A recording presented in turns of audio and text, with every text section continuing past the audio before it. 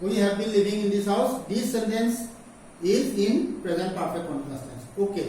The same sentence in this sentence live word to ami present perfect tense to ব্যৱহাৰ কৰি লিখিব পাৰো present perfect continuous tense অৰ্থত বা we can write the sentence is present perfect continuous tense itself, but both the sentences are correct. Both the sentences correct. ভুল না এটো শুদ্ধ এটো শুদ্ধ দুটা সেন্টেন্সে শুদ্ধ meaning to is that we are still living in the house. এটো অৰ্থটো একেটাই যে আমি এতিয়াও বাস কৰি আছো এটো অৰ্থটো একেটা আমি এতিয়াও বাস কৰি আছো. Okay, this is one important point. যে সেন্টেন্স টু কেতিয়াবা আমি প্ৰেজেন্ট পাৰফেক্ট টেন্সটো লিখিলেও হ'ব প্ৰেজেন্ট পাৰফেক্ট কন্টিনিউয়াস টেন্সটো লিখিলেও হ'ব সিম্পলি যিসকল মানে আপাৰ প্ৰাইমাৰী লেভেলৰ বা তেনেকুৱা লোৱাৰ যিবিলাক ক্লাছৰ মানে ষ্টুডেন্টস তেওঁলোকে প্ৰিফাৰ অলৱেজ কিপ দিছ সেন্টেন্স কাৰণ কিছুমান হয়তো এনেকুৱা হ'ব পাৰে এই সেন্টেন্সটো যদি এনেকৈ লিখি দিয়ে প্ৰেজেন্ট পাৰফেক্ট টেন্সত কিছুমানে ভুল বুলি কাটি দিবও পাৰে গতিকে মই জনাইহে জানিবলৈ কাৰণেহে লিখি দিছো সেন্টেন্সটো বা preference should be given to this sentence because this is well known to all. Okay, another hobo মই ভাবিছো নিশ্চয় আমি প্ৰেজেন্ট পাৰফেক্ট টেন্স আৰু প্ৰেজেন্ট পাৰফেক্ট কন্টিনিউয়াস টেন্সৰ এই প্ৰেজেন্ট পাৰফেক্ট টেন্সৰ যেটো কন্টিনিউটিভ ইউজ তাৰ মানে একেৰাহে চলি থকা অৰ্থত এই প্ৰেজেন্ট পাৰফেক্ট টেন্সৰ যেটো ব্যৱহাৰ সেই ব্যৱহাৰটো আমি এতিয়া শিকিলো ইয়াৰ পিছত পইণ্ট নম্বৰ ডি একে প্ৰেজেন্ট পাৰফেক্ট আমি কি আলোচনা কৰি আছো present perfect and present perfect continuous tense present perfect versus present perfect continuous tense আমি সেইটোকে আলোচনা কৰি আছো present perfect versus present perfect continuous এই পইণ্টটো আমি এতিয়া আলোচনা কৰি আছো মানে ওকে তাক আমি এটো হৈছে পইণ্ট নম্বৰ ডি তাক আমি কেইটামান কথা আলোচনা কৰি আছো এতিয়া আনাদাৰ এটা পইণ্ট এই পইণ্টটো আন্ডাৰতে another other point আমি আলোচনা কৰিব বিচাৰিছো যে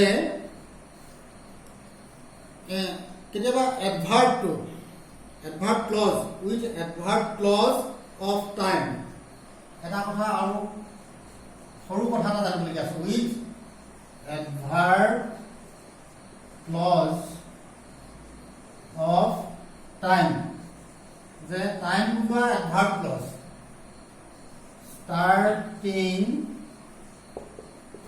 with since এই ওয়ার্ডটো মনত ৰাখিব লাগে starting with since এই কথাটো এটা মনত ৰাখিবলগীয়া কথা আছে কি কথাটো মনত ৰাখিবলগীয়া আছে যে starting with since এই ওয়াৰ্ডটো এই যে since ওয়াৰ্ডটো ব্যৱহাৰ কৰিছি কৰি পেলানি এটা adverb clause যদি আমি ব্যৱহাৰ কৰো যে adverb clause এটা আমি ব্যৱহাৰ কৰিম এতিয়া adverb clause of time যে সময় বুজোৱা এই since ওয়াৰ্ডটোৱে টাইম বুজাই দিব গতিকে since wordটো start হোৱা এটা adverb clause of time starting with the word since তেনেকুৱা হলে মানে কি হয় এই যে time clause টো হ'ব since এ আৰম্ভ হোৱা যে time clause থাকিব এই তাৰ যে verb হ'ব verb টো সদায় past tense হয় it's a very critical point one very critical and frequently asked question also in SSLC final exam or high secondary generally even in degree also general courses we see in competitive examination also you will get this question generally asked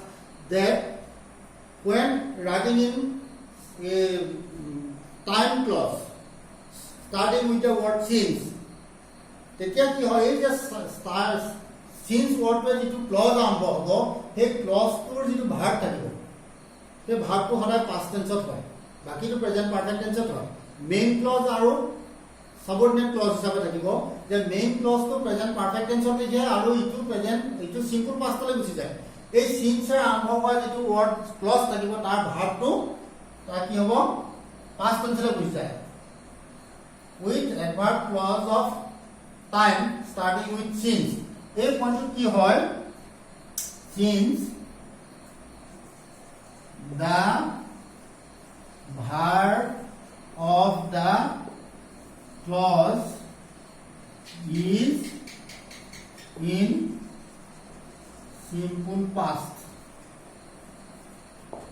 মই এখানে পিছত দেখিছো যে কথাটো মনত ৰাখিবলগীয়া কি ছাত্ৰ ছাত্ৰীসকল উজু কথা টান কথা কোনাই খালি অলপ মন দিলে হ'ব যে যেতিয়া আমি এটা প্ৰেজেন্ট পাৰফেক্ট টেন্সৰ বাক্য লিখিম তাত যদিহে এই since word पे आरंभ हुआ adverb clause of time থাকে তেতিয়া সেই ক্লজটোৰ যিটো ভাৰ্ব থাকিব দা ভাৰ্ব অফ দা ক্লজ সেই ক্লজটোৰ যিটো ভাৰ্ব থাকিব এইটো সদায় সিম্পল পাষ্টত হয় এই কথাটো মনত ৰাখিলে হ'ব ভাৰ্বটো কি হ'ব সদায় সিম্পল পাষ্টত হ'ব এটা প্ৰেজেন্ট পাৰফেক্ট দেখি কিটো প্ৰেজেন্ট ইনডেফিনিট বা প্ৰেজেন্ট পাৰফেক্ট কন্টিনিউয়াস বা বেলেগ কিবা এটা টেন্স ইউজ কৰিব নালাগে সদায় এইটো প্ৰেজেন্ট পাষ্ট ইনডেফিনিট টেন্স বা সিম্পল পাষ্ট টেন্সত হ'ব এতিয়া আমি চাওঁচোন উদাহৰণটো দিলে তোমালোকে মনত ৰৈ যাব কথাটো তোমালোকে বুজাত সহায় হ'ব এটা let me give an example এটা কিন্তু পৰীক্ষাত ফ্ৰিকুৱেন্টলি আহে তেনেকুৱা sentence and we see the students very often make the mistakes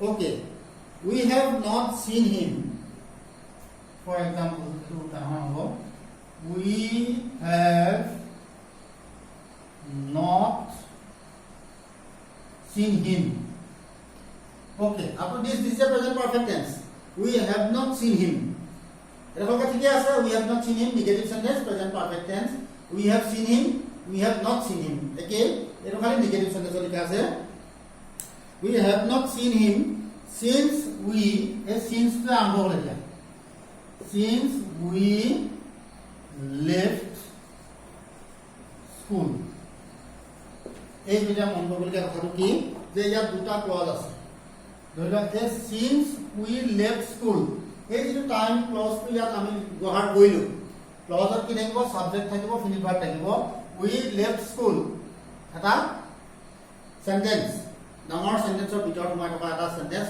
what we call clause and this clause since এ আৰম্ভ হৈছে এই ক্লজটোৰ যিটো মেইন ভাৰ্ব এই মেইন ভাৰ্বটো কি হ'ল simple past সদায় এটা simple past হয় এই কোৱেশ্চনটো যেতিয়া আহে we have not seen him since we live ব্ৰেকেটত দি দিব live live to কি হ'ব স্কুল যে live to left হ'ব সেইটো মনত ৰাখিলে হ'ল যে live to will become left এই কথাটো মনত ৰাখিলে হ'ল যে since wordটোৱে টাইম wordটোৱে adverbটোৱে আৰম্ভ হোৱা যেতিয়া time adverbial clause of time যেতিয়া থাকিব present perfect tenseৰ লগত এই ভাৰ্বটো ক্লজটোৰ মেইন ভাৰ্বটো since ক্লজটোৰ মেইন ভাৰ্বটো simple pastত লিখিব লাগে এই কথাটো মনত ৰাখিলে হ'ল সেন্টেন্সটো কি হ'ল we have not seen him since we left school okay this is the example and a sentence to পৰীক্ষাত সাধাৰণতে কাৰেক্ট কৰিবলৈ আহে in the same way we have lived in this house another example we have lived in this house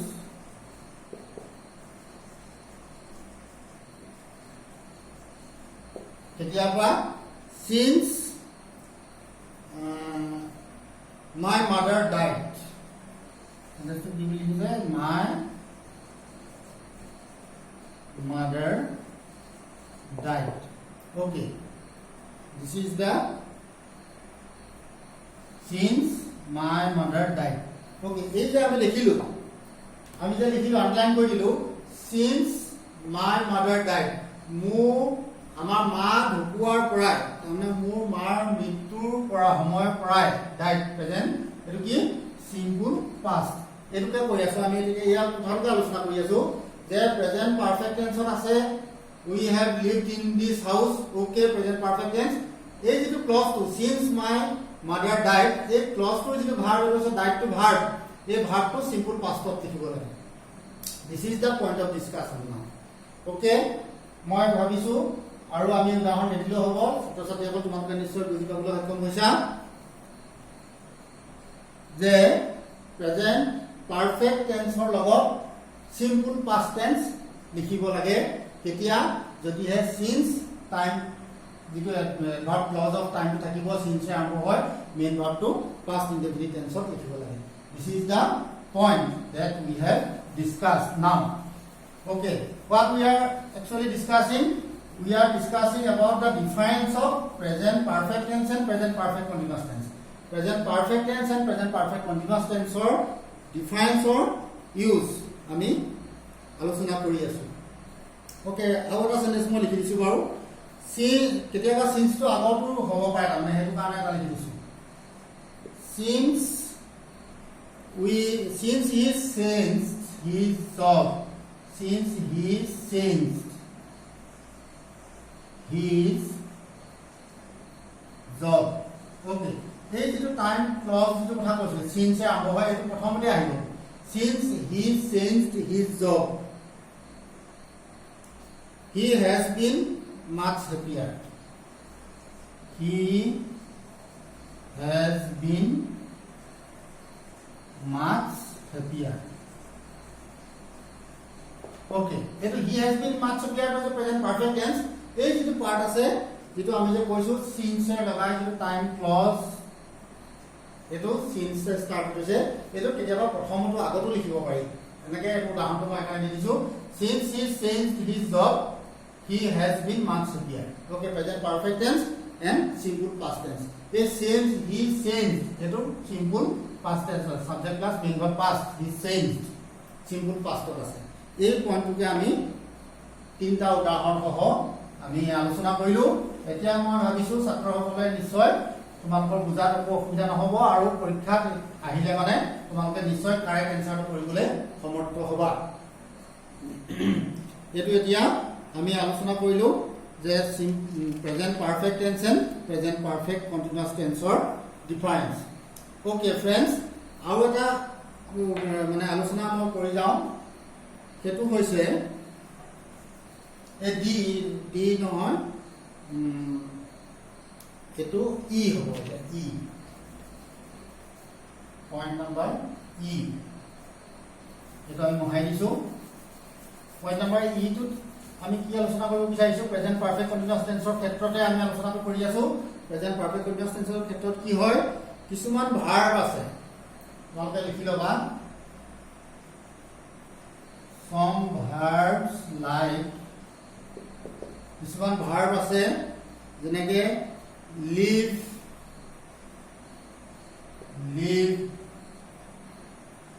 learn lie sleep sit look sit rain তেনেকে sit to sit on sit rain look hope বৰফ পৰা snow verb হিচাপে যদি আমি use কৰিম teach wait. Friends, please write down the words. These are some verbs. Want, work, etc. Want, work, etc. এইবিলাক words যে তোমালোকে এতিয়া মনত ৰাখি লোৱা যে কি words লিখিছো live, learn, sleep, lie, look, rain, sit, hope, snow, teach, wait, want, work, etc. এই words বিলাক যে কি হয় কি লিখিব দিছো এই words বিলাক আছে কিছুমান ভাৰ্ব এই ভাৰ্বছ বিলাকৰ ক্ষেত্ৰত কি হয় নিশ্চয় লিখি ললা মই এতিয়া এই words বিলাকৰ ক্ষেত্ৰত কি হয় এই কথাটো ক'ব গৈ আছো আমি সদায় ব্যৱহাৰ কৰি থাকো এই words in present perfect tense and present participle can be used এই words বিলাক কি হয় can be used both in present perfect and present perfect continuous tense দুইটা with same meaning মই জানি কৈছো we have been living in this house and we have lived in this house same meaning present perfect continuous tense to লিখিব পাৰো present perfect tense to লিখিব পাৰো the meaning will be no difference there will be the same meaning আমি present perfect tense ৰ যেটো কামটো completed হল হেতু অৰ্থটো হয় লগতে continuative use of present perfect tense of আমি এই ভাৰ্বছ বিলাক যেবিলাক ইতিমধ্যে মই লিখিলো সেই ভাৰ্ব বিলাক আমি একে অৰ্থত ব্যৱহাৰ কৰিব পাৰো প্ৰেজেন্ট পাৰফেক্ট কন্টিনিউয়াস টেন্স নিলিখি প্ৰেজেন্ট পাৰফেক্ট টেন্সত লিখি দিলেও মিনিংটো অলমোস্ট সেম হ'ব এই কথাটোকে আমি আলোচনা কৰিবলৈ বিচাৰিছো for example how long have you learned English. Learn what to the issue. Down.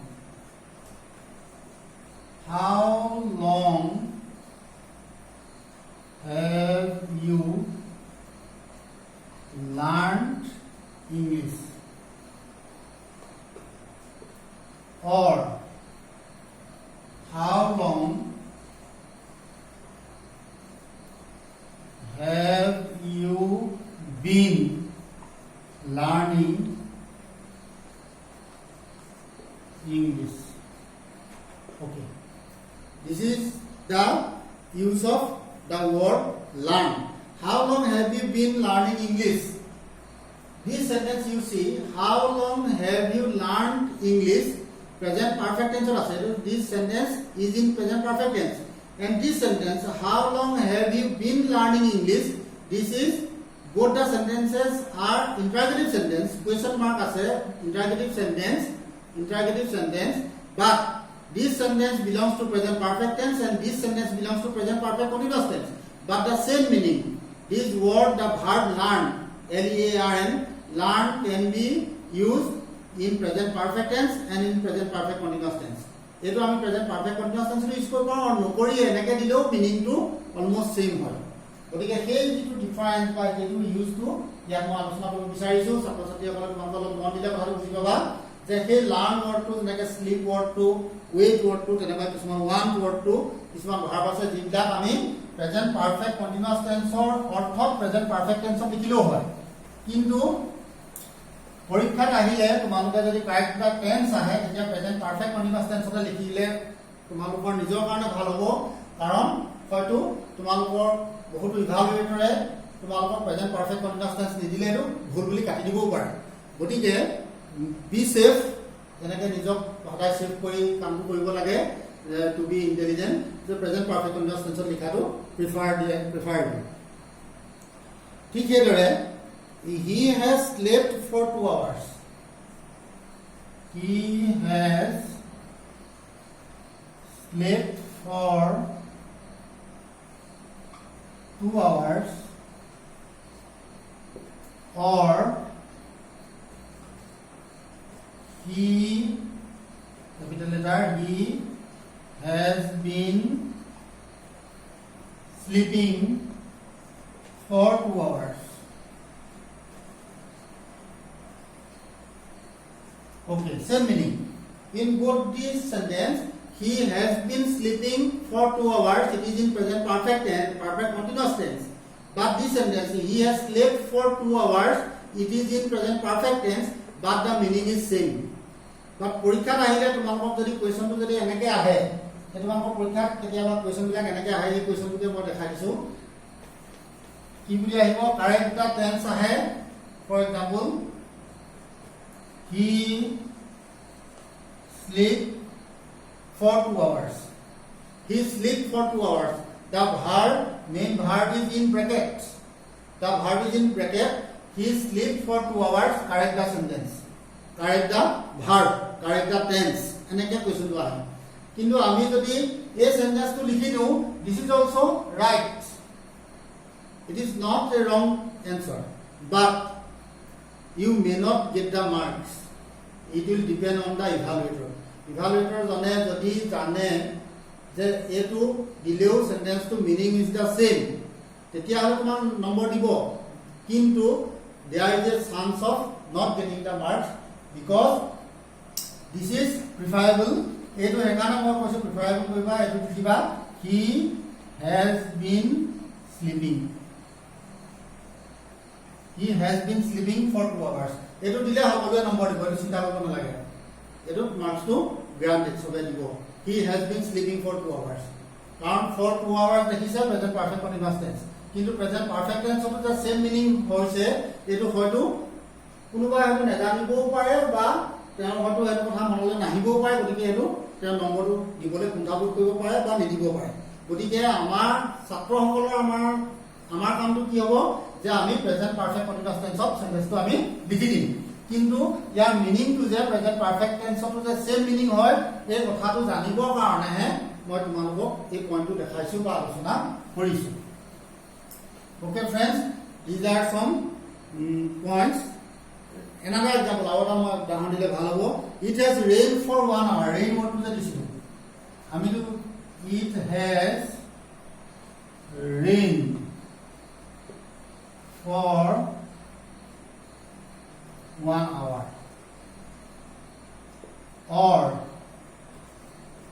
it has been raining for 1 hour.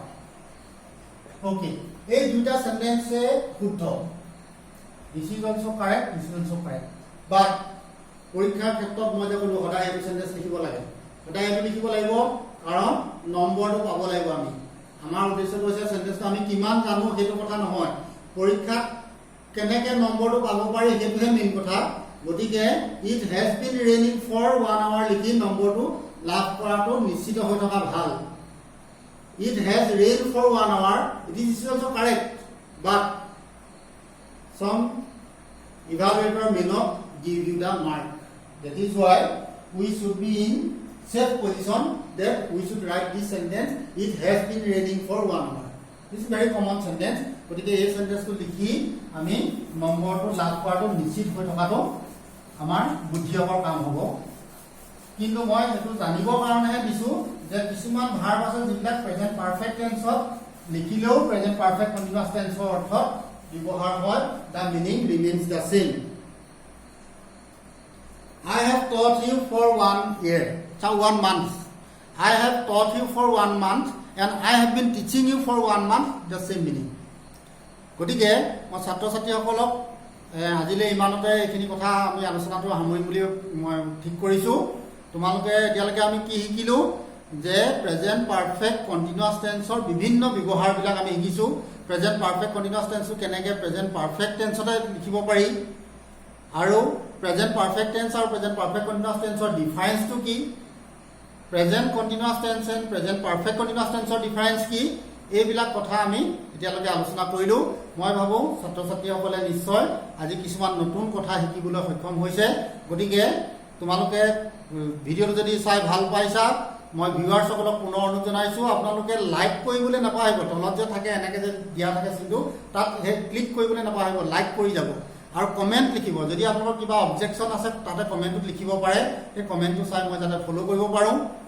আৰু নতুন যিসকল ভিউৱাৰ্ছ আছে মই please subscribe the channel so that it can be popularized among the students. যাতে ছাত্ৰ ছাত্ৰীসকলৰ মাজত popular হৈ যায় চেনেলটো, তেতিয়া ছাত্ৰ ছাত্ৰীসকল বৃহৎ সংখ্যক ছাত্ৰ ছাত্ৰী উপকৃত হোৱাৰ এটা মানে আশা আছে।